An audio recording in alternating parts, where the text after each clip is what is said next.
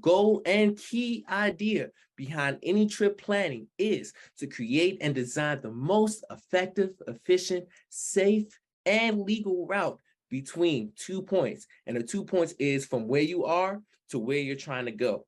Now, a well planned out trip plan is the difference maker to saving tremendous amount of time and money for you and the carrier as well.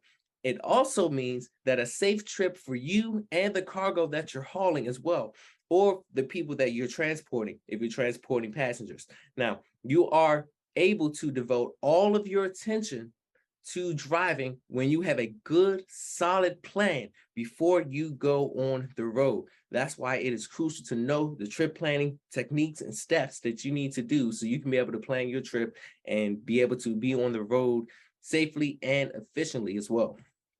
Now, make sure you have all the necessary and accurate paperwork before you hit the road. So it's very essential to plan an efficient, stress-free, and profitable trip, not just for the motor carrier, but for yourself and the people that you're transporting or the cargo that you're hauling as well. Because it is a major fact that after driving, paperwork is probably the largest task a driver deals with on a daily basis. So that's why it's important to know the 7 simple steps of your trip planning, which is one, you want to make sure the paperwork is up to date by making sure you have the proper freight documents, current hours of service records, proper permits and licenses, as well as any other important information and documents such as trip ticket, the itinerary are some examples.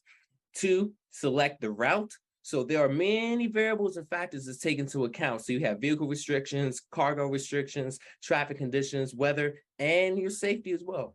3, estimate time. So you want to consider the time and vehicle categories, including weather and road conditions. And you want to plan for stops ahead of time and plan to meet the scheduled deadline for that as well. Then you have 4, vehicle and cargo restrictions. So a trip can run into some unexpected situations and unplanned delays and problems. So that's why there are restricted routes and weight limits on roads and bridges that you have to be mindful of. 5, you have vehicle size and weight limits. There are weight and vehicle size limits when you're driving on interstate highways and roads. Now, allowable weight does depend on the number of axles a vehicle has and the distance between those axles. And then 6, estimate fuel usage and fuel stops. And then 7, estimate trip expenses that you have to be mindful of because you have to plan for the unexpected and expect what conditions are on the road so that you can understand the nature and the length of the whole trip. Those are the 7 simple steps of planning. It's 1, paperwork is up to date. 2, select the route. 3, estimate the time. 4, vehicle and cargo restrictions. 5, vehicle and size weight limits. 6, estimate fuel usage. And 7, estimate the trip expenses. And we're going to dive deeper into each of these steps of the trip planning process. Now, the paperwork, you should normally have the paperwork with you, and it falls under these 3 major categories: the driver, the cargo, and the vehicle.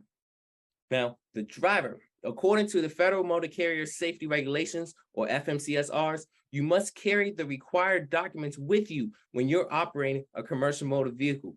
Now, to verify that you are a qualified commercial motor vehicle driver, you are required to have a CDL license, a commercial driver's license of the correct class, and with any necessary endorsements. And that's under section 383.91 if you want more details. And that is in section 383.91 in the FMCSRs.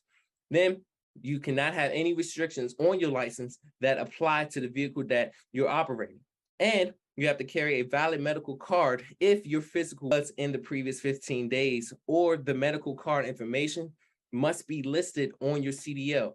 And always, as keynote, always keep an up-to-date DOT medical card with you at all times. As a driver, a combination vehicle, as an example, that is a truck or a tractor that is attached or coupled to one or more trailers. For example, a tractor trailer, semi-trailers, a rig, etc. That is a form of a vehicle, a combination vehicle. Then placards is a diamond-shaped sign that's required by regulation. So if you're hauling hazardous materials, that means it's required to be displayed on all 4 sides of the motor vehicle when carrying hazardous materials. Now, also as a driver, you must complete the record of duty status by using an electronic logging device or by using a paper log. So each motor carrier must require every driver to record their duty status for each 24-hour period, whether it's the electronic logging device or you're using a paper log. And you have to remember the record must be legible and kept current to the time that is shown for the last change of duty status.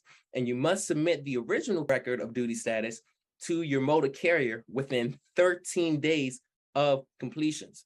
And you must have a record for that at least 7 consecutive days, plus that current day that you have in your possession. Also, the records must be available for inspection while you are on duty. That is the responsibility of the paperwork that you need to have as a CDL holder, as a driver.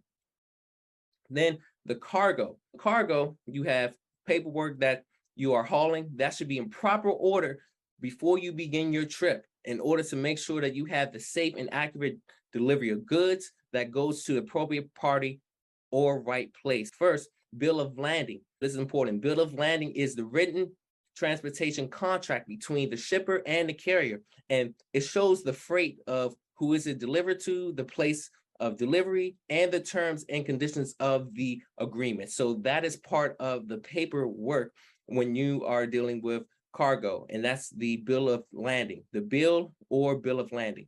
Then you have the consignee. Consignee is the person who is receiving the products and goods that's shipped from the owner or the company. Whereas the connoisseur is the person or company that ships the products and goods to customer. And usually the connoisseur is the owner. So note, a bill of landing is the document that's used between the shipper and the carrier. And the bill of landing is the contract between the parties involved, and it provides that you are authorized to have the cargo. So you want to make sure that your bill of landing is correct from the beginning because it's your responsibility. And if something looks incomplete or incorrect, question it, because you do not want to assume that it's okay or it's good, because if you assume that it's okay and good, any responsibility of you signing that or being in possession of those goods or those products or services or goods, then that means it's your responsibility of whatever happens. Don't just assume that it's good because they say it's good, but you want to double check. If it's not, then get the right answers. So if you're not getting that right answers, just stop, call your dispatcher, because that is part of being a responsible and professional CDL driver or operator. Now, then you have the vehicle. The vehicle paperwork is completed throughout the trip. So accuracy is vitally important because this paperwork is required by regulation and it's required by law. The individual vehicle mileage report is another part of the paperwork, also known as IVMR. So the individual vehicle mileage report is used as a source of document to verify the reported distance and the fuel usage. And that's for the IRP, the International Registration Plan, and the IFTA, which is the International Fuel Tax Agreement. Now, it's original record that is generated from the operation of the vehicle. So a trip report is the individual vehicle mileage report, IVMR, that's used to record that trip information. You must keep an accurate trip report by including and having date of trip, which is from start to finish, having the trip origin or destination of the trip, having the route of travel or beginning and end of the odometer readings. You must have the trip expenses, such as fuel and tolls that you may occurred or had accumulated through that trip. You must have the total trip miles and the vehicle identification or unit number, depending on the type of vehicle that you are operating. Then these reports can be kept on your paper or electronically. Now, if certain onboard systems are used, some necessary information will already be captured automatically. And that's one of the benefits of using an electronic system to keep your records, because some of these information is already in the system. But if you're doing it manually, you have to make sure you have all the necessary information for that. Now, the trip report must be accurate because this information is used by the carrier to file the International Fuel Tax Agreement, and it taxes quarterly the fuel tax returns and the International Registration Plan for the annual vehicle inspection renewals. So in an event, if the carrier is audited, You need this because the auditor will examine the trip records and the fuel receipts for accuracy, just to make sure that all the documents are accounted for and everything is correct and all your ducks are in a row, everything is lined up. So in the event, just make sure you have a good understanding of how your company wants you to complete these trip reports. And you must keep certain types of operations and permit credentials in your vehicle, all of the documents, because it depends, and it does depend if you are working for hire or for a private motor carrier, if you're in interstate or intrastate commerce, and if you're transporting a type of commodity or the type of commodity you are transporting. Now, the vehicle, there are certain operations related and permit credentials that you are expected to have.